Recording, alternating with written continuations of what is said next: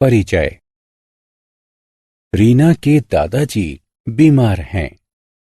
Doctor ने उन्हें आराम करने की सलाह दी है, लेकिन वह आराम नहीं कर पा रहे हैं। कल रीना की विज्ञान की परीक्षा है, लेकिन वो पढ़ाई पर अपना ध्यान केंद्रित नहीं कर पा रही है। पड़ोस में हो रहे शोर शराबे के द्वारा हो रहे ध्वनि प्रदूषण के कारण ही पढ़ाई और आराम में व्यवधान हो रहा है। इस अध्याय में आप विभिन्न प्रकार के प्रदूषण और उनके कारणों के बारे में जानेंगे। आओ सीखें। वायु प्रदूषण, जल प्रदूषण, मृदा प्रदूषण तथा ध्वनि प्रदूषण का वर्णन करना। भूमि क्षरण को परिभाषित करना। चिपको आंदोलन की व्याख्या करना।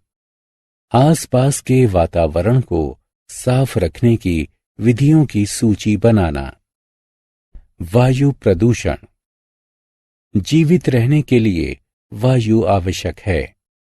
वायु में हानिकारक तत्वों की उपस्थिति के कारण वायु प्रदूषण होता है। वाहनों तथा उद्योगों से निकलने वाले धुएं तथा प्लास्टिक को जलाने से वायु प्रदूषण होता है। इसके कारण सांस संबंधी अनेक रोग जैसे अस्थमा तथा दमा आदि हो जाते हैं। हम वायु में वाहनों तथा कारखानों से निकलने वाले धुएं की मात्रा को कम करके वायु प्रदूषण को रोक सकते हैं। जल प्रदूषण। वायु की तरह जल भी हमारे जीवन के लिए महत्वपूर्ण है। जल में हानिकारक तत्वों की उपस्थिति के कारण जल प्रदूषण होता है। घरेलू तथा कारखानों से निकलने वाला मल जल को प्रदूषित करता है। कुछ क्रियाओं जैसे नदियों में कपड़े धोना तथा जानवरों को नहलाना आदि से भी जल प्रदूषित होता है।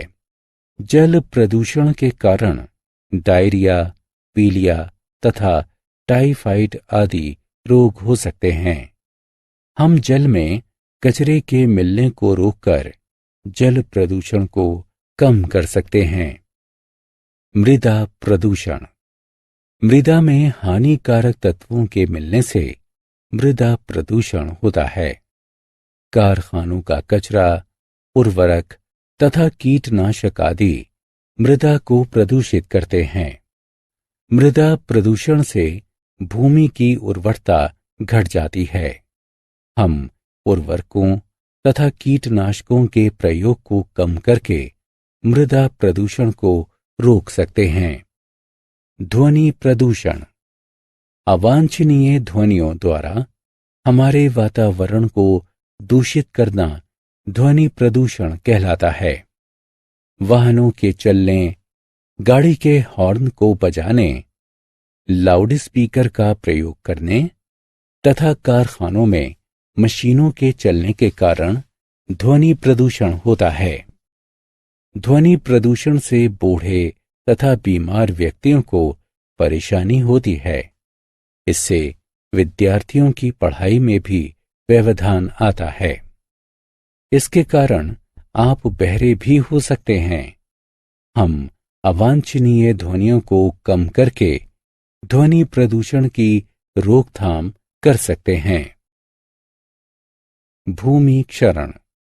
जल तथा वायु के द्वारा मिट्टी का हटना या एक स्थान से दूसरे स्थान तक स्थानांतरित होना भूमि क्षरण कहलाता है। पेड़ों की जड़ें मिट्टी को जकड़े रहती हैं, जिससे भूमि क्षरण की रोकथाम होती है। पेड़ों को काटने से भूमि क्षरण में वृद्धि होती है। हम अधिक संख्या में पेड़ पौधों को लगाकर भूमि क्षरण को रोक सकते हैं। चिपको आंदोलन। वर्ष 1973 में भारत में उत्तराखंड में पेड़ों के काटने को रोकने के लिए चिपको आंदोलन शुरू हुआ था।